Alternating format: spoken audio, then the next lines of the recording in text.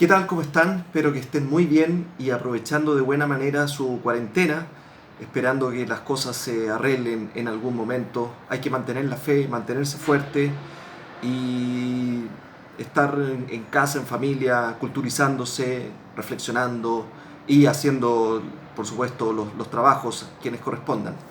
Hoy les tengo un video sobre un compositor muy importante que desafortunadamente su nombre pocas veces se ha visto impreso en nuestros programas de concierto. Me refiero al estadounidense Henry Cowell. Tengo acá este libraco que es su biografía más completa. Henry Cowell, un hombre hecho de música. Eh, y es que hay mucho que escribir y decir sobre Cowell. ¿Quién era? Compositor californiano, nacido en 1897, que fue innovador, perteneció a la vanguardia norteamericana, digamos cercana a George Antheil, Leo Ornstein, Ruth Crawford Seeger, todas figuras también conectadas con Charles Ives, que fue como una especie de mentor de alguna manera, de inspirador de este grupo de compositores que sentía que para romper con Europa y hacer una música propiamente norteamericana, simplemente había que cuestionar y romper con cada una de las reglas que aparecían como una cosa fija e incuestionable en cuanto a la música de tradición escrita. Cowell fue innovador, fue inventor de varios recursos que son muy comunes en la música hoy en día. En paralelo a Leo Ornstein, cultivó el llamado cluster, el sonoro, el piano. El cluster, este racimo de sonidos, que Cowell lo anotaba así, de esta manera. Ese sería como un clúster de piano donde de esa altura a esa altura se tocan todos los sonidos entre medio. Ese sería un clúster de negra, ¿no es cierto? Leo Ornstein de hecho lo anotaba de otra manera, pero lo que sí fue 100% invención de Cowell fue el haber separado el piano y tocar directamente las cuerdas con las manos. Ese recurso lo utilizó mucho en su música para piano. Y no crean, por favor, que la música, el arte de Cowell se sustenta en estos recursos, en estos efectos, en estos colores.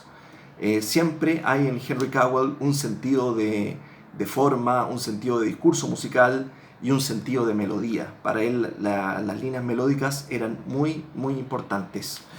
Hay mucha música de Cowell en YouTube, así que después de ver este video pueden buscar varias de sus obras y escucharlas de manera íntegra. Hablábamos del piano. El piano para él fue el soporte donde él desarrolló sus ideas y escribió mucha música para piano, donde utilizaba todo esto que hablábamos, los clusters, el contrapunto disonante de este grupo de compositores y el tocar las cuerdas del piano con las manos. Incluso hay piezas que son exclusivamente para tocarse con las manos las cuerdas, o sea, no utiliza las teclas, digamos.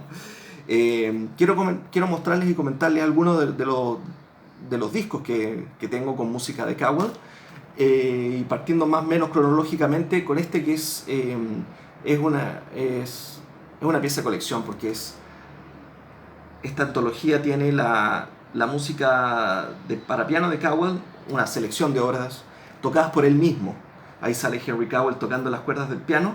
Y además este disco es muy interesante, el disco de Smithsonian Folkways, porque aparecen comentarios, un registro de audio de Cowell hablando, explicando cada una de las 19 piezas, que entre las más importantes están Harp of Life, The Tides of Manannan, The Banshee. Estos títulos tan raros, hay que decir que Cowell era de origen irlandés y mucha de su música está inspirada por leyendas irlandesas, los paisajes de Irlanda. Hay una conexión muy, muy fuerte ahí. Y bueno, a él le interesaba la música de todo el mundo. Él, cuando tuvo la oportunidad, viajó mucho como una especie de embajador cultural de Estados Unidos, presentando la música de Estados Unidos y él investigando la música de Oriente Medio, de Asia. Eh, por ejemplo, bueno, el grupo Continuum, un ensamble de Nueva York, grabó 2 discos de piezas de cámara de Henry Cowell. Por ejemplo, que incluye algunas piezas para piano, canciones, un cuarteto para flauto, oboe, cello y clavecín, y la suite irlandesa para piano tocado solamente en las cuerdas y una pequeña orquesta. Pero más interesante aún es este segundo volumen.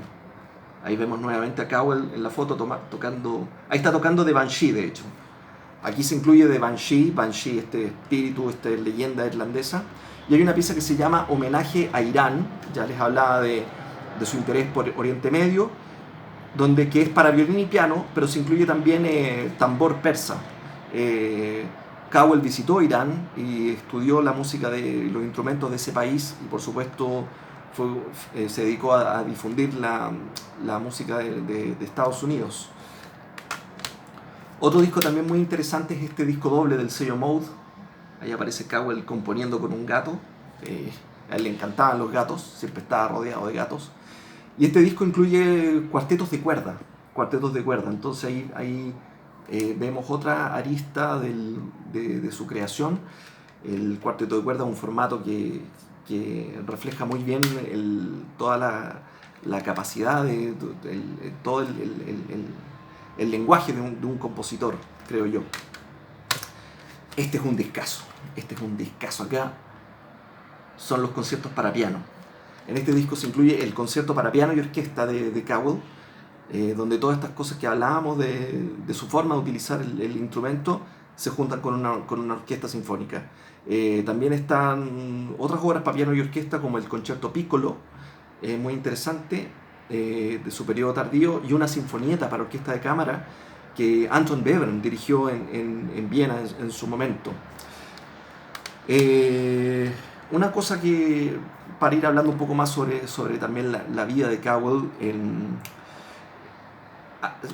hay un momento que marca mucho su vida, que él estuvo en la cárcel, se fue preso. Una historia que es bastante sórdida de contar, pero a grosso modo lo pillaron con actitudes un poco impropias con un menor de edad y estuvo 4 años en la cárcel. En verdad le habían dado 15 años de cárcel, pero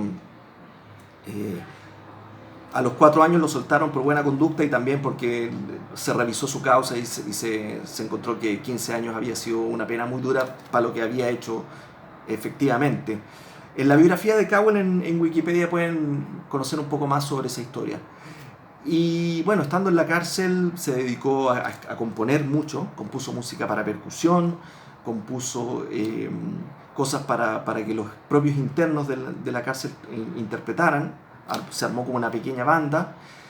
Y al salir de la cárcel, la vida de Cowell tiene un vuelco, se casa con su esposa, Sidney Robertson, y deja de ser un poco el chico malo de la música para abrazar un lenguaje más tradicional, más convencional, y reflejando todo este estudio de la música de otras latitudes del mundo que había comentado antes. O sea, esas piezas que había mencionado son de este periodo posterior a su estadía en la cárcel.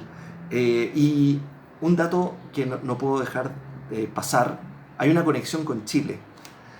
Henry Cowell en los años 40, por este interés por Irlanda, supo de que en la historia de la emancipación de Latinoamérica había un caudillo de origen irlandés que fue uno de los padres de la patria de uno de estos países.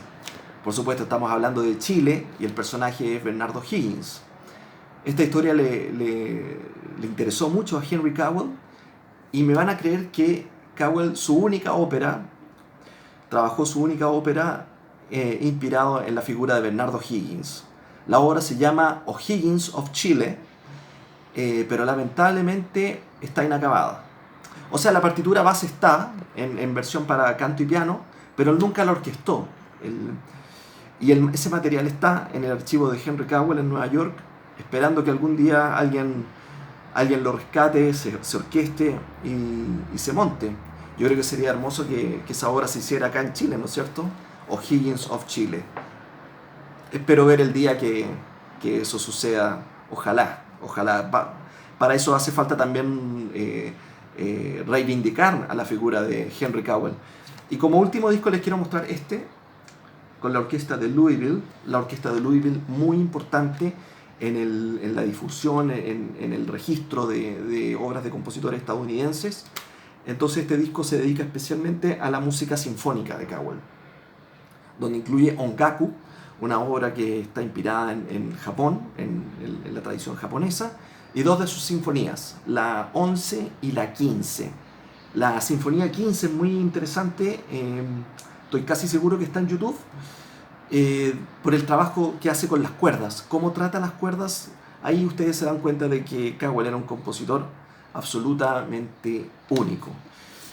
Bueno, espero que les haya parecido interesante y que se interesen por este compositor, y esperamos que a futuro también en Chile se aparezca su nombre de repente, quizá en algún festival de música contemporánea, para partir, ¿no es cierto?